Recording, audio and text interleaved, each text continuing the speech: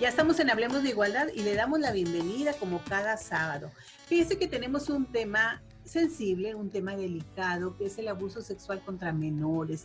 De este tema hay que hablarlo, porque ahora en una situación de confinamiento como el que estamos viviendo, hay la posibilidad de que algunos delitos, algunas situaciones se presenten con más frecuencia. Este es uno de ellos, por eso hay que estar muy al pendiente. Por eso vamos a hablar de la prevención del abuso sexual en menores. También, claro, le vamos a presentar las acciones que está haciendo el Instituto Estatal de las Mujeres y fíjese que vamos a tener aquí a la presidenta del instituto, a la licenciada Marta Cecilia Reyes, quien nos va a platicar de una nueva estrategia para tratar de evitar o para tratar de atender como se debe la violencia contra las mujeres. Y bueno, se acaba de celebrar el Día Internacional de la Juventud, de eso también vamos a hablar. Le recordamos que estamos a través de Libertad 102.1, pero también estamos a través de nuestras redes. Búsquenos como Mujeres NL y ahí va a encontrar los teléfonos con los que le estamos dando la atención todos los días de la semana, las 24 horas del día, para la atención jurídica, la atención psicológica y la asesoría en trabajo social. Entonces, vamos a iniciar nuestro programa. Ya estamos en Hablemos de Igualdad, el programa del Instituto Estatal de las Mujeres. Te invitamos a unirte a nuestra conversación. Iniciamos.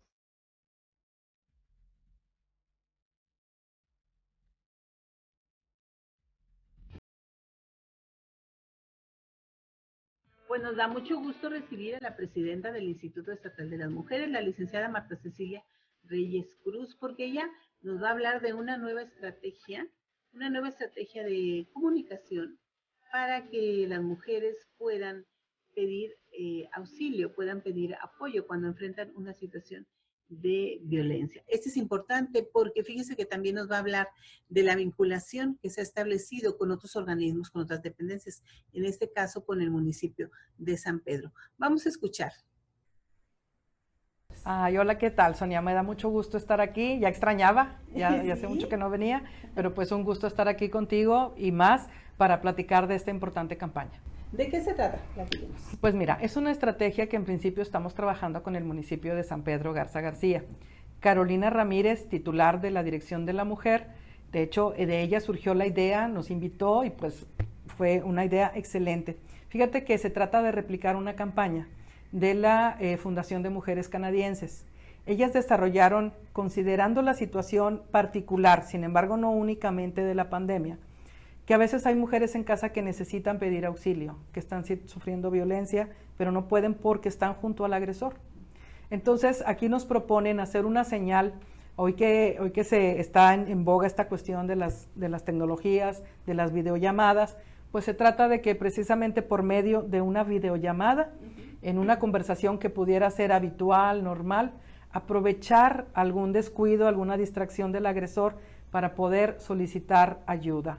Es una señal, Sonia, que consiste pues en que con una de tus manos puedas tú en un momento dado atrapar tu dedo pulgar y doblar los otros 4 dedos. Esta señal, amigas, amigos, quiero pedirles por favor, es muy importante que nos ayuden a difundirla porque es una manera en la que podemos evitar que una mujer siga oprimida en casa en manos del agresor.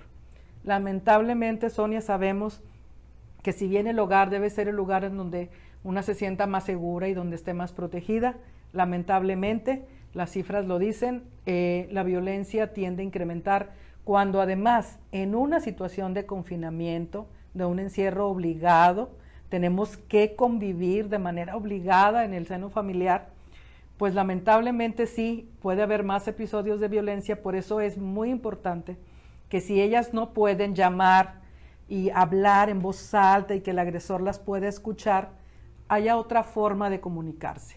Esto es una videollamada, ya van a ver ustedes el video, lo vamos a estar transmitiendo en todas las redes sociales. Recuerden, Mujeres NL, lo van a ver ese video.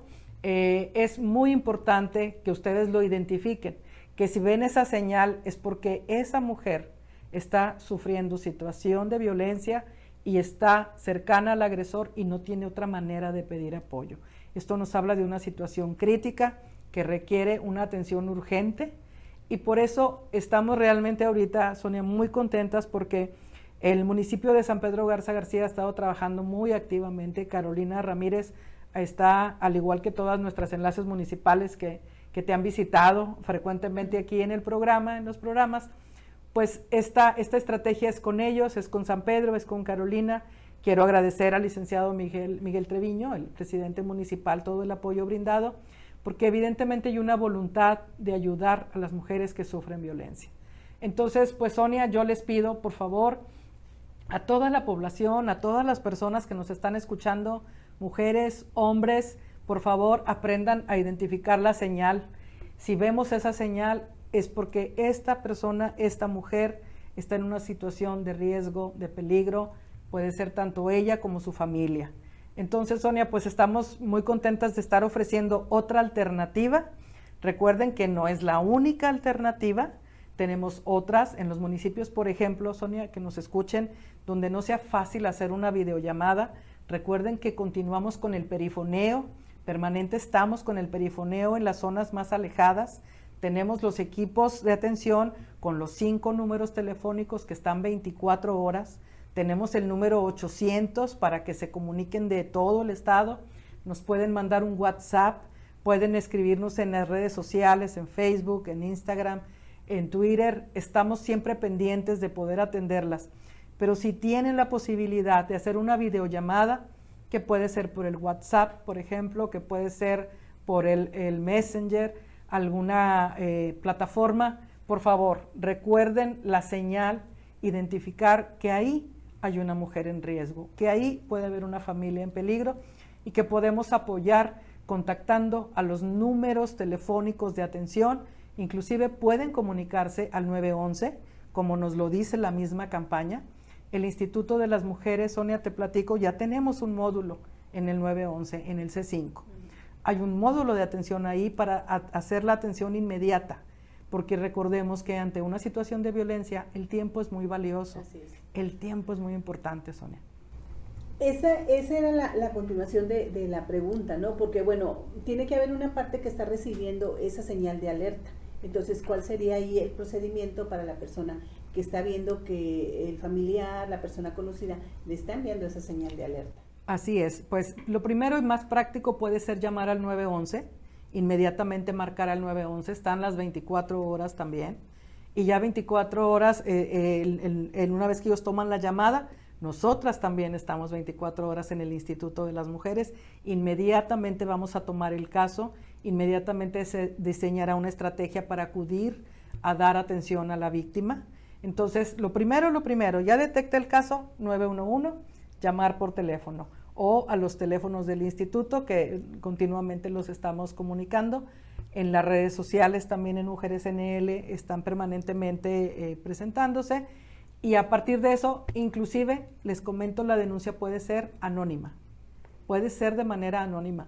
A veces no queremos nosotras, Sonia, meternos en problemas al andar haciendo una denuncia, pero pueden hacerla de manera anónima. Inmediatamente, las instituciones vamos a organizarnos para acudir a apoyar a la víctima y poder rescatarla de una situación que, Sonia, lamentablemente, si no atendemos a tiempo, puede generar en una situación una tragedia mayor. Pues seguimos invitando al auditorio y a todas las personas a que aprendamos, ¿no?, a actuar y también a crear esa cultura de la denuncia y esa cultura que nos lleve hacia una vida libre de violencia para las mujeres. Así es. Recuerden, todas y todos podemos contribuir. Ojalá de verdad que no sea el caso de que tú estés sufriendo violencia o que tú la estés ejerciendo, pero recuerda que tú también puedes apoyar, tú también puedes ayudar a las mujeres simplemente haciendo la llamada anónima. Nosotras, las instituciones, el Instituto de las Mujeres, Seguridad Pública, inmediatamente acudiremos en el auxilio de las víctimas. Les agradezco mucho y de verdad, Sonia, estoy muy contenta por esta estrategia. Creo que puede llegar a ser muy efectiva para las mujeres en situación de riesgo. Por favor, esto tiene sentido si ustedes nos ayudan a difundir. Muchas gracias, Sonia, y de verdad un gusto saludar a todo el auditorio y a ustedes.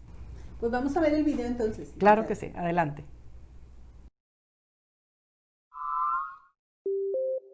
Hola amiga, ¿cómo estás? Bien, bien, ¿y tú?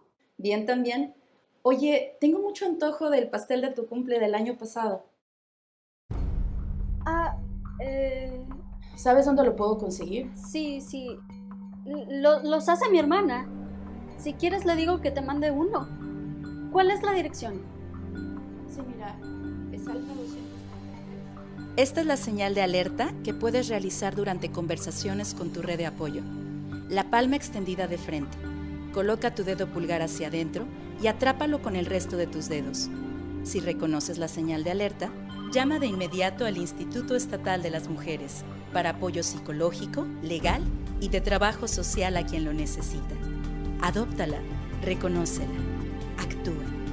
Llama al 911 y al 811-784-5253. Disponibles las 24 horas. Instituto Estatal de las Mujeres. Gobierno de Nuevo León. Pues seguimos aquí en Hablemos de Igualdad. Le agradecemos que siga con nosotras porque le decíamos al principio del programa, tenemos un tema muy interesante, muy importante, muy sensible y delicado, pero sin embargo hay que hablarlo porque ese problema está presente ahí en los hogares, en las instituciones, en los espacios públicos incluso, ¿no? Y se trata de esta cuestión del abuso sexual contra niñas, contra niños, contra menores. Entonces, para eso hemos invitado a dos especialistas que nos van a dar mucha luz sobre este tema. Primero sobre cómo detectarlo, ¿no? Y luego cómo actuar, cómo prevenirlo también. Le doy la bienvenida a la licenciada María del Rocío Quirós Leal, que es psicóloga y criminóloga y se desempeña en lo particular, pero también ella está en el Centro de Atención Familiar del DIF Nuevo León. Bienvenida, licenciada, ¿cómo está? Bien, buenas tardes. Un saludo cordial a todos ustedes y al auditorio que nos escucha. Gracias por aceptar la invitación. Y también le quiero dar la bienvenida a la licenciada Oralia Armandina Llanes Esquivel. Ella es sexóloga con una amplia experiencia en el tema, entonces pues tiene mucho que platicarnos también del tema. ¿No es así, licenciada? Muchísimas gracias. Placer nuevamente, Sonia, estar aquí con. Pues decíamos en la introducción del tema, hablar de abuso sexual es un tema difícil y delicado, ¿no? Sin embargo, pues hay que visibilizarlo, porque de ahí se parte para reconocer que existe, ¿no? Entonces, si pudiéramos empezar definiendo qué es el abuso sexual, ¿cuándo se dice que un niño o una niña ha sido abusado sexualmente? Bueno, yo podría agregar un poco al tema diciendo que un niño se puede decir que ha sido abusado sexualmente o que está en riesgo de ser abusado sexualmente cuando manifiesta, ¿verdad? E incluso no lo manifiesta a través de verbalizaciones directas, ¿verdad? Sino puede ser a simple observación, cuando las personas de alrededor comienzan a sospechar que algo está ocurriendo con el niño porque empieza a cambiar su comportamiento. Es decir, por ejemplo, tiene trastornos del sueño, de repente duerme mucho o no duerme, empieza a tener dificultades en la escuela en cuanto al aprendizaje, en cuanto a la socialización, también problemas en el apetito. Entonces, los adultos cercanos al niño, pues evidentemente comenzarán a notar estos cambios en su comportamiento y de alguna manera, si son perceptivos, podrán empezar a darse cuenta de que algo está ocurriendo con el niño que no ocurría antes. De aquí estamos hablando de situaciones comportamentales también. Si nos vamos a la definición, pues obviamente, de acuerdo a la definición, el abuso sexual infantil, ¿verdad? Pues incluye desde manoseos, tocamientos en el cuerpo del niño, invitarlo, ¿verdad? También u obligarlo a que realice esos tocamientos en otras personas. Puede ser no solo de manera física directamente en el cuerpo del niño, sino también puede ser a través de tomarle fotografías, obligarlo a que realice otras actividades relacionadas con una afectación psicológica y sexual en él. Así es. Usted hablaba de algo bien importante que es la cuestión de la prevención. A veces puede haber una línea delgada y puede haber quien no aprenda todavía a identificar cuando estamos frente a una situación de abuso, ¿no? Licenciada Llanes, ¿qué nos pudiera abundar en esto, en la cuestión de la prevención, pero también en la cuestión de identificar cuando está el problema o cuando hay posibilidades o hay un riesgo ahí? Claro, una de las cosas bien importantes que tenemos que reconocer que la violencia sexual, el abuso sexual es un problema de salud y también de derechos humanos. Yo creo que es algo bien importante de poder subrayar. La Corte Interamericana de los Derechos Humanos nos dice que lo que es la violencia sexual se refiere a todo acto que va con coerción hacia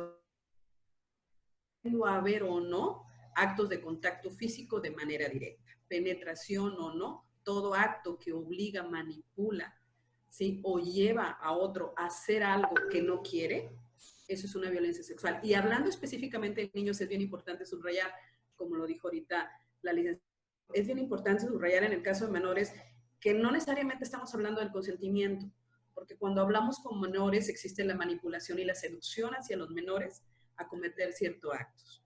Ahora, una de las cosas que tenemos que trabajar y nos corresponde a los profesionales de la salud, a los profesionales de la educación y a toda una estructura de gobierno, es a crear programas de prevención, ¿sí? De educación integral de la sexualidad. Yo creo que entrar al tema de la sexualidad es un tema donde de repente a veces creemos que solamente tiene que ver con los aspectos biológicos, pero hablar de una educación integral de la sexualidad habla precisamente de reconocer que nuestros niños y nuestras niñas tienen sexualidad. Y no estamos hablando del ejercicio sexual. Estamos hablando que son seres con emociones y con sentimientos y con la capacidad para reconocer su cuerpo, ¿sí? Y poder reconocer sus emociones. ¿Por qué digo esto? Precisamente por lo que platicaba Sonia, la cuestión de la prevención. Tenemos que trabajar en programas de educación, no solamente hacia los padres de familia, sino también hacia nuestros niños y los adolescentes para que tengan esas herramientas de prevención. Muy importante esto. Y fíjense, déjenme compartirles unas cifras que nos da el Secretariado Ejecutivo del Sistema Nacional de Seguridad Pública en relación a Nuevo León. Nos dice que de enero a junio de este año se registraron 558 presuntos delitos de violación simple y equiparada contra hombres y mujeres. De abuso sexual hay 511 casos, de acoso u hostigamiento sexual 293, por mencionar solamente algunos. Entonces mi pregunta iría hacia, ¿están incrementándose los casos o será que hay como más sensibilidad en el tema, que hay más cuestión de estar en alertas, que hay incluso a lo mejor más confianza en denunciar estos hechos? ¿A ustedes desde su experiencia les ha tocado ver un incremento de casos? Sí, fíjate que yo quisiera hablar como de dos cosas. Una, que la violencia sexual entra dentro de la violencia y la violencia de género, que eso es algo bien importante.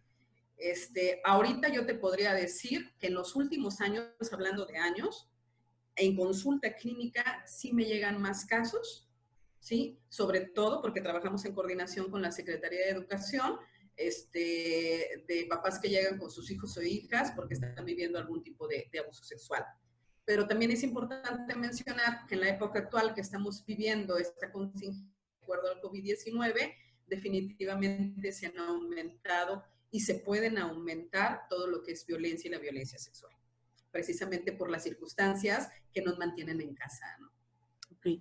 Licenciada Quiroz, y desde el punto de vista de las instituciones, por ejemplo, en el DIF, ¿les han llegado a ustedes más casos o cómo ha visto usted este comportamiento precisamente ahora en esta situación de pandemia, ¿no? Que pues estamos compartiendo más horas en casa, toda la familia, y sabemos desafortunadamente que a veces la casa es el lugar menos seguro, a veces es el lugar más inseguro donde se dan este tipo de actos. Entonces, platíquenos desde el DIF, ¿qué es lo que han ustedes notado?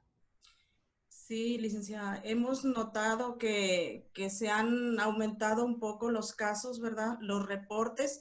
Sin embargo, seguimos notando esa tendencia también en la que tal vez guiados por el temor o la naturalización de la violencia, ¿verdad? Todavía hay muchas familias que no denuncian, ¿verdad? Lo cual es demasiado importante porque de pronto existe el temor, y más en esta situación de contingencia, en el cual las madres de familia o bien como esposas también que están sufriendo violencia tienen más temor hacia el agresor, ¿verdad? Porque lo tienen ahí las 24 horas del día, porque a ellas se les ha también a veces terminado su trabajo y entonces están en una situación de mayor vulnerabilidad porque tienen al agresor en casa y porque ellas no tienen ya los medios que en algún momento tenían antes de la pandemia, ¿verdad?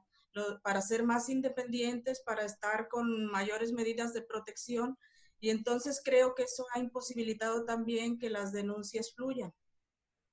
Por otra parte, yéndonos un poquito hacia atrás, cuando hablábamos de la prevención, ¿verdad? Pues la prevención debe ser de una manera integral, ¿verdad? Tiene que ser todas las instituciones involucradas, desde la familia, la propia familia, desde el Estado, el gobierno, ¿verdad? A través de la educación, de los medios de comunicación que también influyen mucho al fomentar estereotipos de género, ¿verdad? Que nos llevan a invisibilizar aún más las situaciones de violencia y a desproteger más a las víctimas. Hemos hablado de un punto importante que es la prevención. Desde su experiencia, ¿cuáles serían como las acciones importantes, muy importantes, precisamente para realizar esto, ¿no? Para prevenir que suceda este tipo de delito en casa o en el espacio público? ¿Cuáles serían como las principales medidas de prevención donde hay que estar muy alertas?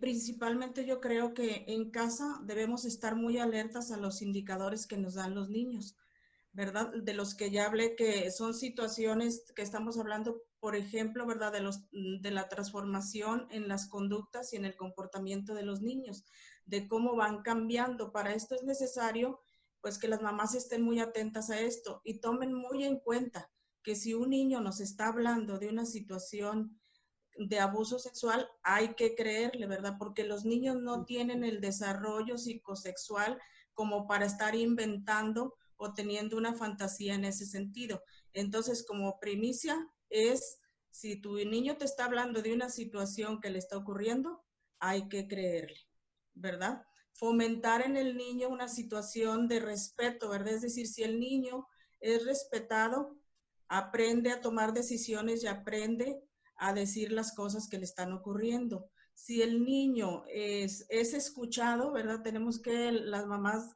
en casa tienen que estar muy atentas y tener una escucha muy activa con el niño y una comunicación. Si el niño tiene comunicación con su familia, confía en ella y aparte es capaz de decir cualquier situación que le esté afectando o le esté ocurriendo.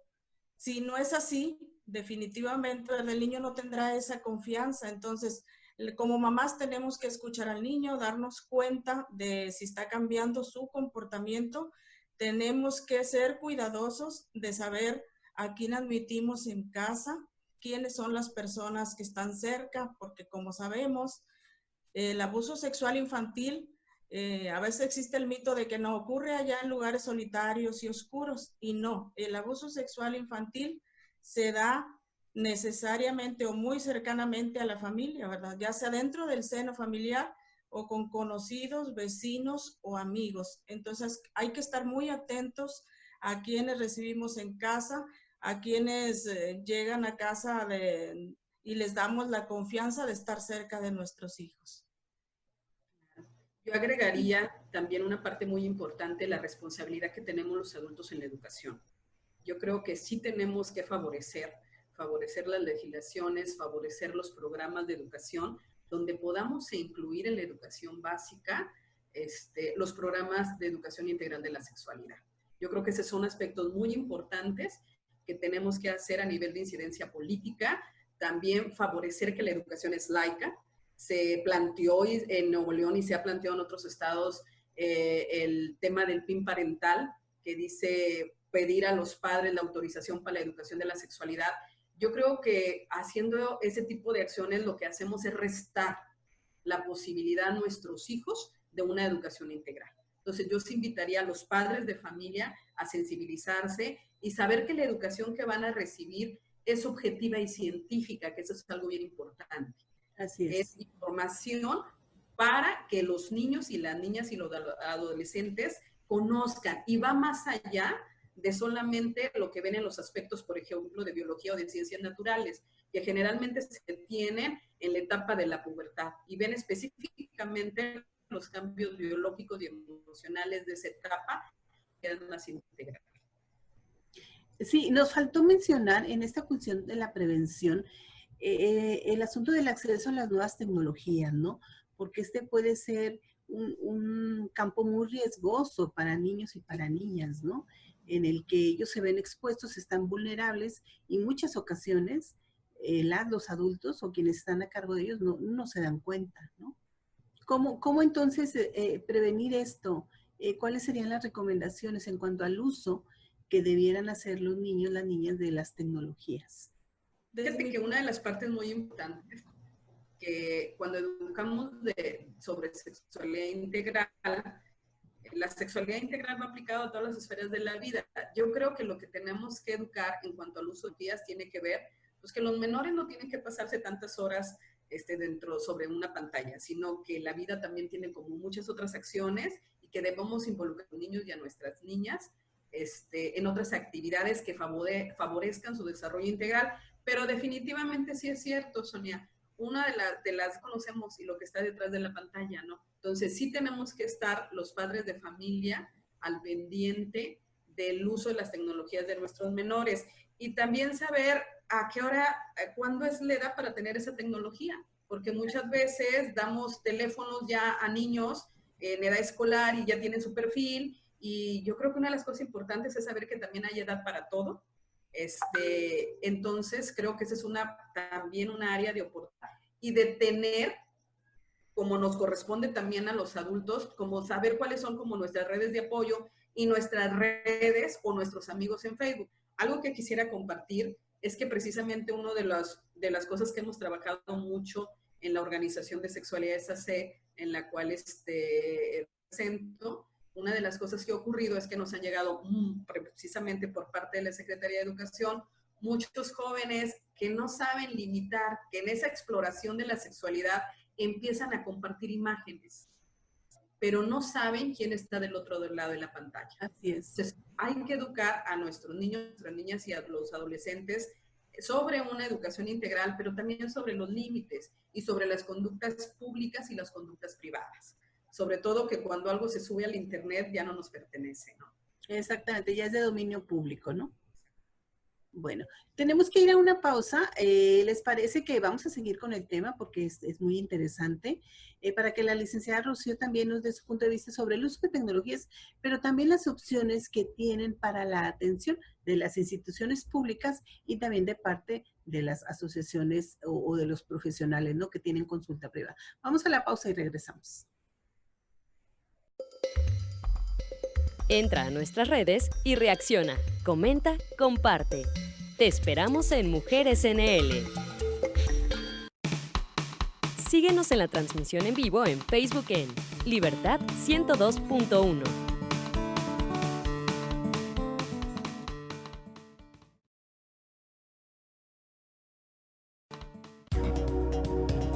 Conoce las áreas desde las que te atendemos y ofrecemos nuestros diferentes servicios: capacitación, atención, vinculación económica, jurídico y comunicación. ¿Conoces la revista Libres, Expresiones de Igualdad? Es el proyecto editorial del Instituto Estatal de las Mujeres para compartir las acciones y actividades que realizamos para promover la igualdad entre mujeres y hombres, como norma de vida y como eje de las políticas públicas del Estado. Es un espacio de encuentro y diálogo, de análisis y reflexión que involucra a todos los sectores, a los diferentes grupos de población y a los representantes de los poderes y niveles de gobierno. Tiene una periodicidad cuatrimestral. Descárgala, nl.gov/mujeres. Pues regresamos a Hablemos de Igualdad y le insistimos en que todavía estamos en medio de la pandemia. Entonces, le reiteramos los cuidados que tenemos que tener según las recomendaciones que nos dan las autoridades de salud. Recuerde la sana distancia, el uso de cubrebocas, el uso del gel. Si usted tiene que salir a alguna tienda a hacer sus compras, también recuerde que ahí son centros en los que también tiene que tener estos cuidados. Si usted ve que no se tiene el cuidado de la sana distancia, que no tienen el gel, que no sanitizan los carritos, por ejemplo, pues hágaselo saber a quien está a cargo de este proceso o algún guardia ahí de la tienda para que entre todas y entre todos nos sigamos cuidando. Y bueno, hablando de cuidado, también hoy estamos hablando de un cuidado que debemos de tener con los menores, un cuidado que tiene que ser constante y permanente, ¿no? Estamos hablando del abuso sexual contra menores y entonces nos quedamos pendientes antes de irnos a la pausa con la licenciada Rocío Quirós para que nos diga ella sobre el uso de las tecnologías que se ha expandido tanto y que llega un momento en que son la principal compañía de nuestras menores, ¿no? Entonces, licenciada Rocío, ¿qué nos puede decir de este uso, yo diría que exagerado a veces, ¿no? De las nuevas tecnologías.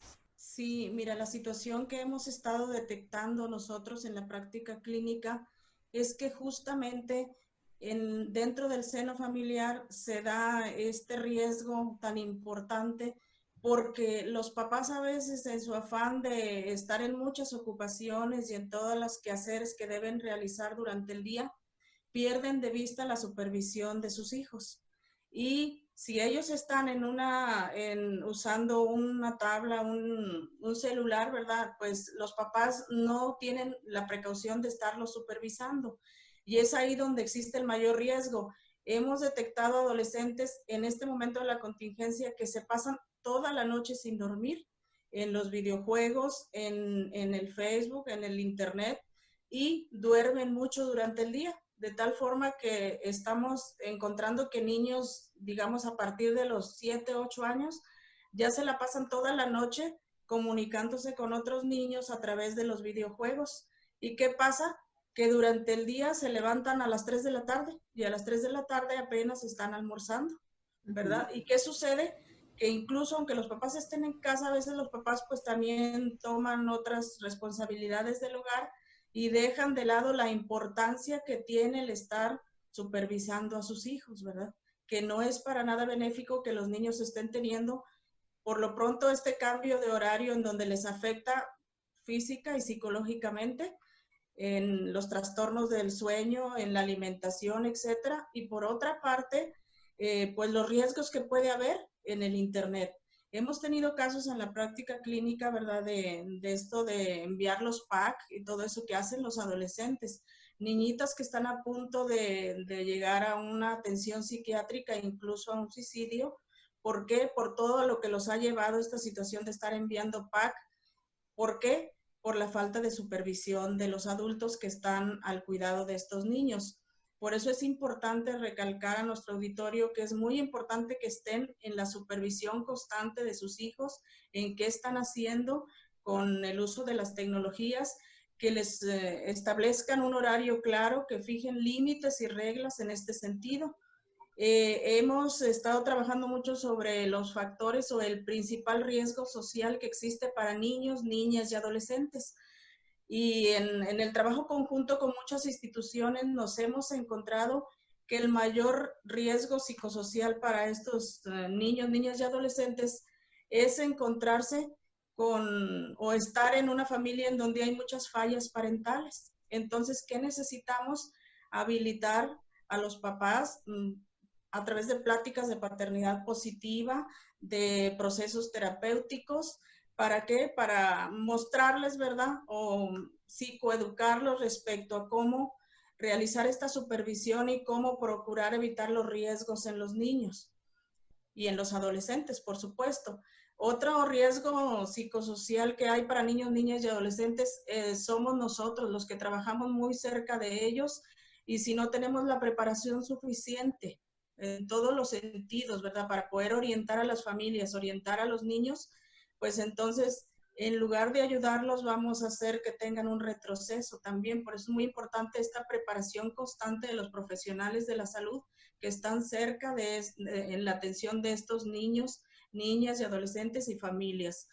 Otro de los aspectos es la situación del gobierno, ¿verdad? De nuestro estado, que también es el principal señalado para intervenir y realizar programas de prevención también que protejan a los niños, niñas y adolescentes y a las familias, porque cuando sucede este tipo de uso de tecnologías es en donde abarca mucho del aspecto sexual de los niños en cierto sentido y el abuso sexual que se puede dar en casa, las repercusiones que se presentan a corto, a mediano y a largo plazo son impresionantes.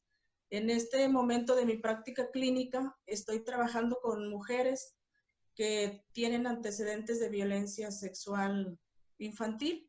¿Y qué es lo que sucede? En muchas de ellas me he encontrado que como no tuvieron un trabajo terapéutico previo o en el momento en que sucedió la situación, en este momento ellas están ya dentro de una relación de pareja, dentro de un matrimonio con familia. Sin embargo, siguen viviendo violencia sexual en la pareja y en el matrimonio. ¿Qué sucede en este tipo de situaciones? Que simplemente han cambiado de verdugo, ¿verdad? Y hasta la fecha siguen siendo revictimizadas por la pareja que tienen dentro de su domicilio como esposo o como pareja. Qué terrible este escenario que nos platica. Es importante decirle al auditorio que existen pues organizaciones, instituciones a las cuales acudir, hay consulta privada, ¿no? A las cuales acudir. Primero, obviamente, insistimos en la prevención, pero cuando ya desafortunadamente existe un caso, también la atención es muy importante, ¿no? Entonces quisiera que ambas me platicaran cuáles serían los servicios que se pueden ofrecer, tanto desde las instituciones públicas como desde la consulta privada. Y bueno, invitar a la gente, ¿no? Que acuda a las profesionales, a los profesionales, pues para tratar de abordar este tema, ¿no? Que es importante que se visibilice y es importante que se atienda, obviamente. Claro, y yo creo que una de las partes importantes, Sonia, también sería fortalecer los protocolos de las estructuras institucionales. El poder tener herramientas y protocolos para la atención, no solamente para la prevención, sino para la atención, donde no se vulneren los derechos humanos de las personas. Yo creo que eso es algo bien importante. Importante, claro. Exactamente. Y precisamente creo que una de las dificultades que en la práctica clínica generalmente tiene que ver con esa dificultad a nivel institucional, donde las personas, cuando van a levantar una denuncia, hay mucho estigma sobre el tema. Entonces, si bien la violencia misma trae toda una historia donde trae mucho estigma, hace invisible, hablar de violencia sexual, de abuso sexual infantil, es muchísimo más difícil, sobre todo como lo comentaba la licenciada Rocío, porque la mayoría de estos abusos ocurren dentro de esas personas queridas, de esas personas que son parte importante de la familia. Entonces, abrir un de abuso sexual infantil no es nada fácil para las familias, porque se va a mover no solamente la vida del menor, sino se mueve toda esa estructura familiar. Entonces, yo creo que sí tenemos que trabajar en protocolos no solamente de prevención, sino de atención. Y bueno, yo los quiero invitar dentro de Sexualidades AC, por ejemplo, nosotros apoyamos todo lo que tiene que ver con la atención y orientación psicológica, que eso es algo muy importante que sí tienen que llevar a cabo. Nos han llegado menores que sus procesos que llevan a nivel jurídico les afectan más, porque volvemos como a señalar esa agresión a través de los protocolos. Entonces yo creo que sí tenemos que trabajar en eso, y sobre todo la atención inmediata. Una de las cosas que quisiera subrayar y que me pareció muy acertada y que mencionó la licenciada Rocío, es que los menores no mienten sobre una agresión sexual. Cuando un menor dice que algo pasó es porque así pasó.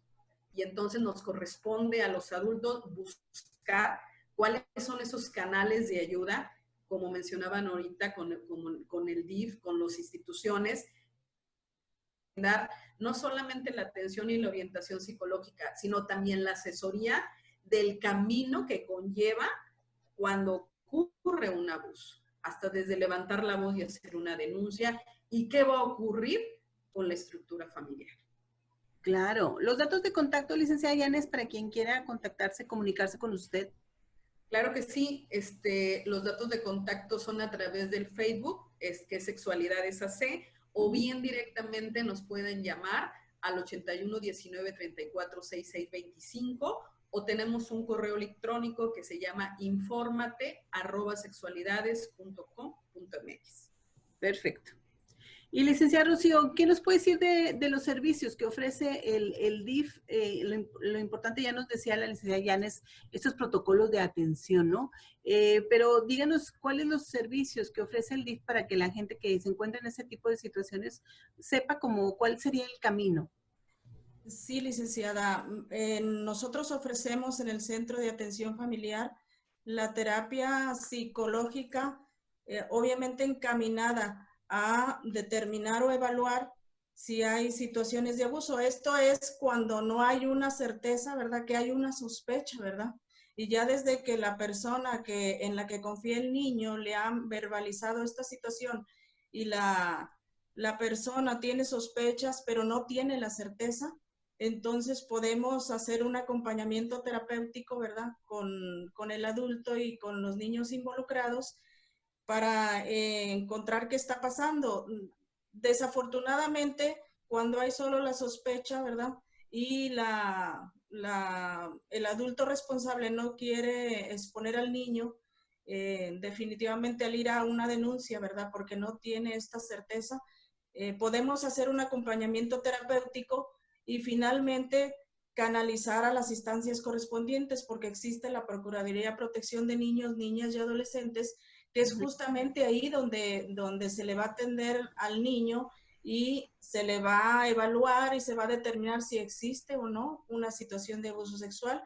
Asimismo, pues se le canalizará a la instancia legal correspondiente, ¿verdad? ¿Por qué? Porque se requiere también el interponer una denuncia una vez que está establecida esta situación, pero la Procuraduría de Protección de Niños, Niñas y Adolescentes también hará lo necesario para encontrar las redes de apoyo que el niño, que para el niño sean las más seguras en este caso, porque si está sucediendo dentro del seno familiar con las figuras primarias del niño, pues entonces se tienen que buscar otras opciones y además se tiene que realizar la denuncia.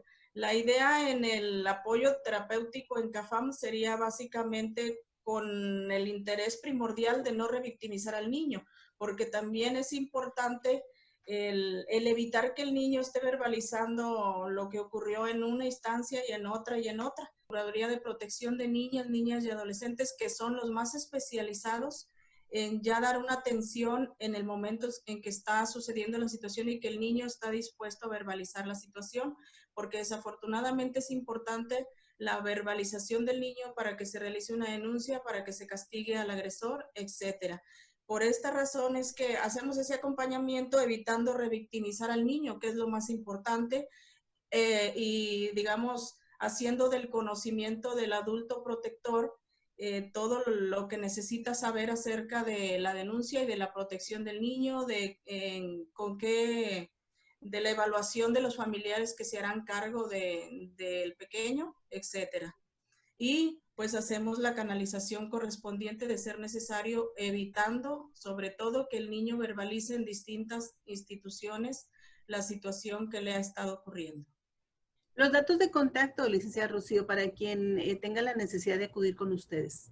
Sí, invitamos a todas las personas que ahorita se estén sensibilizando con esta situación de la que hemos estado platicando, que acudan con nosotros, llamen por teléfono y les podemos dar una cita para el apoyo terapéutico en el 81 81 90 11 79. Y si se requiere de que ya ellos dicen, pues es que yo quiero realizar un reporte porque ya mi hijo me lo está diciendo y todo esto, pueden llamar al 075, que es el centro de emergencias del sistema DIF, y ahí con todo gusto le tomarán los datos, harán el abordaje correcto y especializado de la situación que está ocurriendo y les apoyarán en todos los sentidos, apoyados por un equipo técnico que consiste en el abogado, la trabajadora social y el psicólogo especializados en el tema.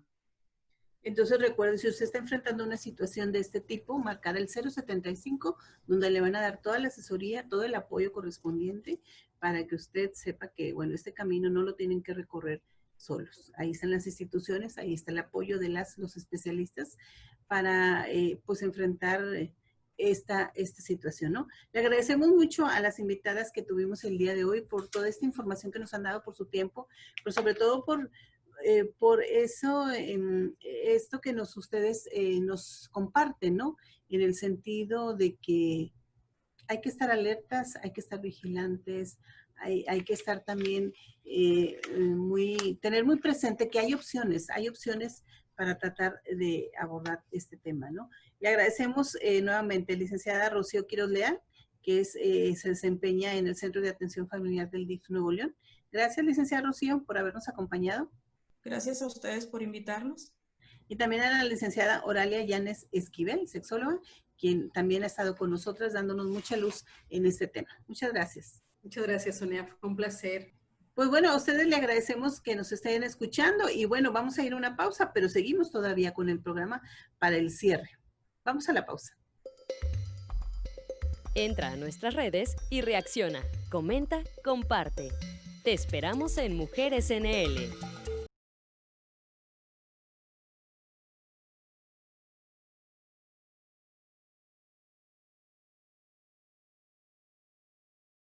Hablemos de igualdad y le recordamos que estamos disponibles en el Instituto Estatal de las Mujeres con los servicios de asesoría jurídica, de trabajo social y también la asesoría psicológica. Márquenos, búsquenos en nuestras redes como Mujeres NL y ahí va a encontrar mucha información de lo que estamos haciendo, pero también de los servicios que podemos ofrecerle. Y sabe que hemos tenido mucha vinculación con muchas colaboradoras, colaboradores que nos están dando también mucha información, nos están compartiendo su tiempo, su experiencia en diferentes temas relevantes e incluso, pues hoy aquí en el programa también tenemos a uno de ellos, ¿no? Que nos va a hablar pues de las condiciones, de las circunstancias en las que hoy viven las y los jóvenes en el mundo, en particular en nuestro estado. Por eso le damos la bienvenida al licenciado Rolando Hernández. Él es director de actividades estudiantiles de la Universidad Autónoma de Nuevo León. Muchas gracias por estar aquí con nosotras, licenciado.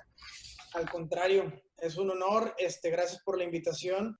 Pues mire, vamos a iniciar. Lo invitamos porque recientemente pues se acaba de conmemorarse el Día Internacional de la Juventud, ¿no? De esta población que va a un aumento en el mundo y esta población pues que abarca un buen periodo de años, ¿no? Pero antes quisiera comentarle a usted y a quienes nos están escuchando que la ONU dio a conocer en mayo pasado, cuando la pandemia pues todavía está, ¿no? En muchos países, incluso pues aquí en nuestro país, ¿no? Que más del 16% de las y los jóvenes en el mundo carecen de empleo debido al COVID-19. Y el número de horas laborales de los que mantienen sus empleos disminuyeron en un 23%.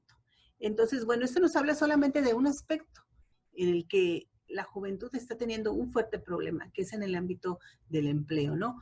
Ahorita lo comentamos, pero desde su punto de vista, licenciado, que usted está en el ámbito estudiantil, ¿no? ¿Cuál sería el panorama que usted ve para este grupo de jóvenes que en unos años pues van a salir al mercado laboral y que quizás no van a encontrar las condiciones más óptimas, ¿no? Así es, gracias, Sonia. Mira, primero que nada quiero iniciar con lo siguiente. Digo, tampoco me considero un experto, pero tampoco no me considero una persona nueva en el área de asuntos estudiantiles. Yo tengo más de 10 años participando y trabajando en actividades estudiantiles, entonces créeme que me ha tocado pasado, presente y futuro en las actividades estudiantiles de la universidad, principalmente trabajando y analizando el comportamiento de los estudiantes para poder proponerles nosotros una actividad o algunos escenarios, algún espacio donde puedan participar y desarrollar habilidades blandas. Bueno, parto de ahí. Lo que me comentabas que sí, vivimos un entorno difícil actualmente. Pues bueno, la verdad es que yo creo que hemos tenido un pasado muy importante, hechos históricos, vanguardistas, tecnológicos, educativos, de muchos tipos, ¿no? Sociales, culturales, no se diga. Que eso la verdad es un tema que me gusta mucho. Yo creo que ahorita los jóvenes, de alguna forma, hablando del Día Internacional de la Juventud, debemos de celebrar con una celebración y una reflexión de aprendizaje. ¿Aprendizaje de qué? De lo que ya hemos aprendido, de lo que ya hemos venido haciendo anteriormente, cuando estábamos en una normalidad presencial, natural, normal, más cálida.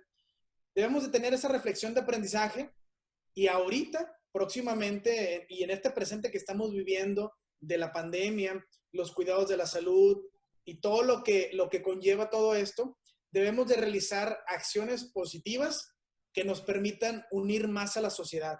Yo creo que en esas dos partes, en ese equilibrio, vale la pena hacer un análisis, vale la pena ponernos a hacer cosas positivas para unir más a la sociedad.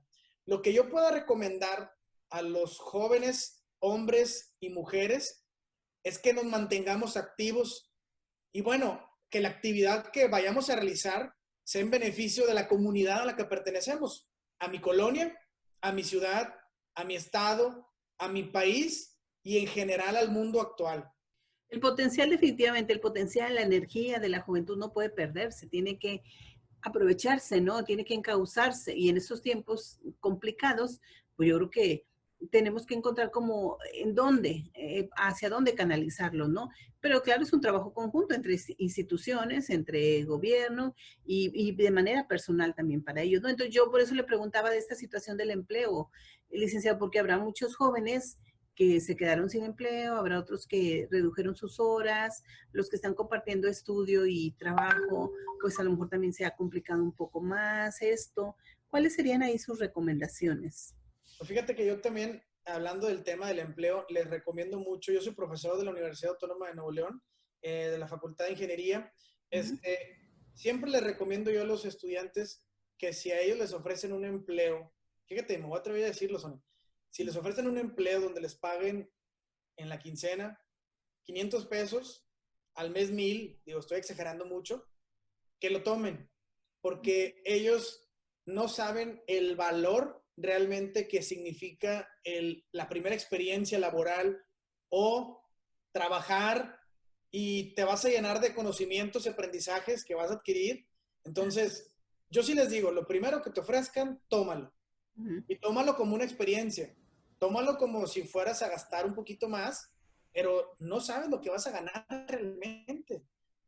Realmente el desarrollo del capital humano pues va a ir creciendo y lo que yo les comento es, tómalo, involúcrate en esa nueva experiencia, aprende y bueno, tal cual yo también es algo que les recomiendo mucho tomando su primer empleo o al momento de ir avanzando en el primer empleo es que pues de alguna forma tomen o adapten una filosofía en que la gran experiencia, sabiduría y guía de los adultos o de las personas con mayor experiencia en la industria, en donde quiera que vayan a trabajar, puede ser una combinación muy padre con la energía, creatividad y talento de los más jóvenes. Esa sinergia a mí, en lo personal, me ha dejado un gran sabor de boca. Y talentos ocultos, digamos, habilidades, incluso conocimientos, ¿no? Que no los tienen de todo claro, pero ahí están, entonces hay que redescubrirlos, ¿no? Y bueno, hacer uso de ellos, ¿no? Y en este sentido, iría mi siguiente pregunta, ¿no? El de cómo están enfrentando las muchachas, los muchachos, esta situación de la pandemia que se ha prolongado, que todavía tiene, pues, por delante, yo creo que unos meses más, ¿no? Me interesa el tema, definitivamente. El tiempo en casa, activo o inactivo, el tiempo recreativo también me interesa mucho. Ahorita la ausencia de compañerismo, de trabajo en equipo, de amistad o de simplemente roces de equipos de trabajo colaborativo, creo que ahorita están afectando un poco. Y hemos también retomado, a lo mejor de otra forma, ciertos aspectos de salud en los que podemos ir trabajando de manera positiva. Uno de ellos es la salud mental de los estudiantes. Eso es algo importante. Por ejemplo, yo te lo platico así en general. Yo me siento un poco solo, aislado, sin tanto afecto de amistad, de la familia, porque estoy frente a una computadora. Así es. Y así estoy con mis alumnos, así estoy con mis compañeros de trabajo. Pero bueno, habrá que tomar ese saborcito cálido de amistad, de relación, de compañerismo, porque es una nueva realidad y hay que adaptarnos. Principalmente hay que entender esa parte que debemos de estar en casa y obviamente hacemos una invitación para que se queden en casa, pero también para que estructuren bien su día a día, el tiempo, el orden del día tal cual que ellos realicen las actividades en su día con día, ¿no? Para mí es bien importante tomar las mejores prácticas que hemos tenido de manera presencial o en esa realidad que teníamos antes, las mejores prácticas, las que más nos hayan dado esos buenos resultados.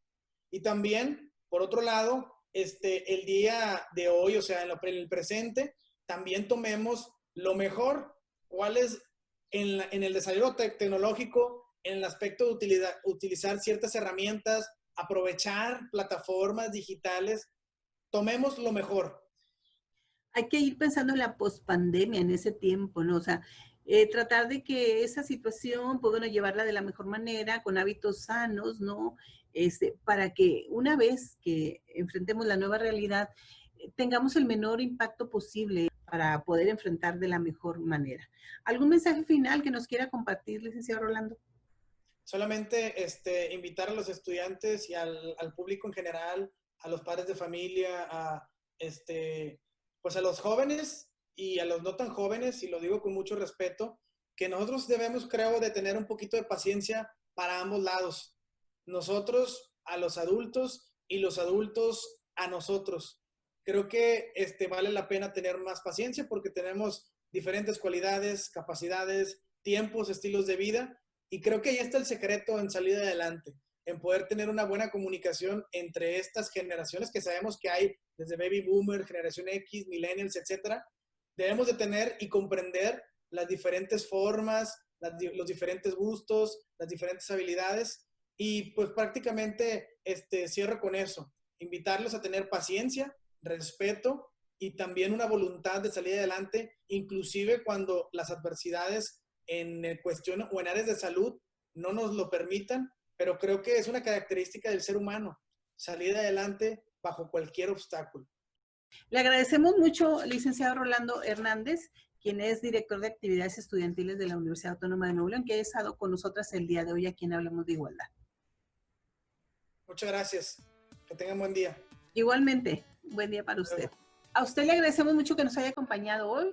Agradecemos en la producción a Socorro Alonso, a Gaby Saldaña, también en los controles a Hilda Magallanes. Agradecemos a quienes nos siguen siempre a través de las redes, a través de Libertad 102.1 FM. Tenemos una cita, recuerda, el próximo sábado a la 1 de la tarde aquí en Libertad 102.1. Hasta la próxima.